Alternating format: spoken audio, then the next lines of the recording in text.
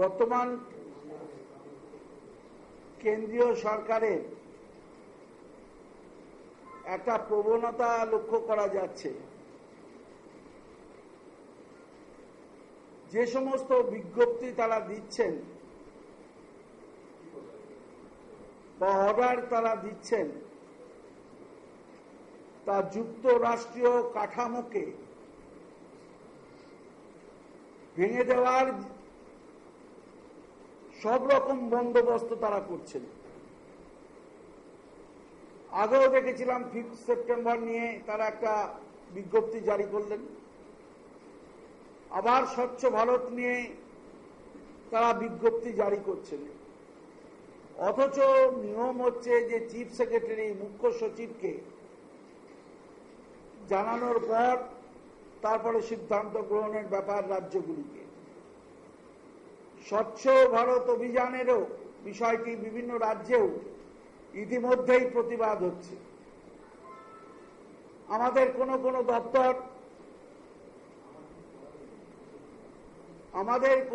দপ্তর এই বিজ্ঞপ্তির কপি পেয়েছে এবং আমরা অবাক হয়ে ভাবছি যে প্রতিবারই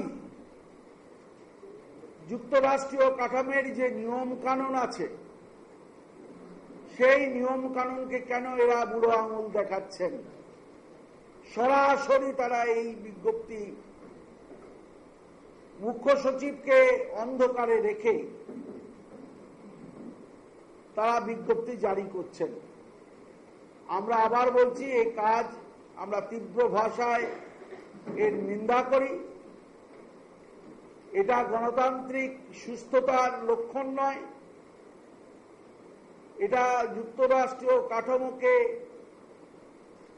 ভাঙবার প্রবণতা। সেই কারণে আমরা আমাদের প্রতিবাদ আজকে জানাচ্ছি। অন্যদিকে কিছুক্ষণ আগে রাহুদের দল দেখলাম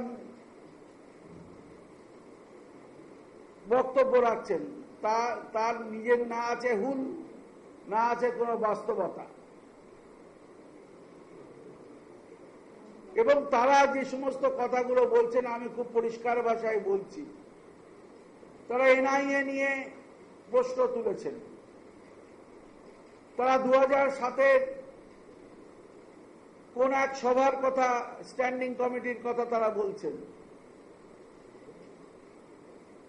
এবং তখন নাকি আমাদের সাংসদ ছিলেন বর্তমান মুখ্যমন্ত্রী মমতা বন্দ্যোপাধ্যায়। আমি খুব দায়িত্ব নিয়ে বলতে চাই যে সে কাগজটা একটু দেখান তো, 2007-এর কাগজটা একটু দেখান যে এনআইএর কোন মিটিংয়ে মমতা বন্দ্যোপাধ্যায় স্ট্যান্ডিং কমিটির মিটিংয়ে উপস্থিত হয়ে 2007-এর কাগজটা একটু দেখান যে এনআইএর কোন মিটিংয়ে মমতা বন্দ্যোপাধ্যায় স্ট্যান্ডিং কমিটির মিটিংয়ে উপস্থিত হয়ে আপনারা যা বলছেন তার সপক্ষে আপনারাই যুক্তি দেখিয়ে সে কাগজটা জনসমক্ষে দেখান। সরকার চায় যে শিক্ষা প্রতিষ্ঠানের স্বাভাবিক অবস্থা ফিরে আসুক, সেটা যাদবপুর বিশ্ববিদ্যালয়ই হোক বা অন্য কোনো শিক্ষা প্রতিষ্ঠানই হোক। এক্ষেত্রেও আমরা বলবো যে স্বাভাবিক অবস্থা ফিরিয়ে আসতে গেলে শিক্ষকদেরও এগিয়ে আসতে হবে। আমি শুধু আবার আবেদন করব ছাত্রদের কাছে। আমার কাছে বেশিরভাগ ছাত্ররা অনেকে আসছেন, তারা বলছেন যে আমরা ক্লাস করতে চাই কিন্তু আমাদেরকে তথাকথিত ভাবে বলা হচ্ছে, আমি তো খবর নিইনি, ভয় দেখানো হচ্ছে। আমি বলবো ভয়টাও থাকবে না, সবাই অভয় দিন যে যেন ক্লাস ঠিক মতন হয়। আমি বলছি সব পক্ষকেই নিয়ন্ত্রণ রেখার মধ্য থেকেই কিন্তু সবাই মিলে যদি কাজ করি তাহলে শিক্ষা প্রতিষ্ঠানে শান্তি এবং পঠন পাঠন, উন্নত মানের পঠন পাঠন এবং শিক্ষারও সার্বিক উন্নয়ন ঘটবে। যাদবপুরের ক্ষেত্রেও আমি আবার বলবো, ছাত্ররা শিক্ষকরা তারা ফিরে আসুন। আমিও নিশ্চয়ই খোঁজ খবর নিচ্ছি এবং নজর রাখছি যাতে ব্যাপারটা বলগাহীন হয়ে না দাঁড়ায় সে ব্যাপারে নিশ্চয়ই আমরা যথেষ্ট সতর্কতার সাথে নজর রাখছি।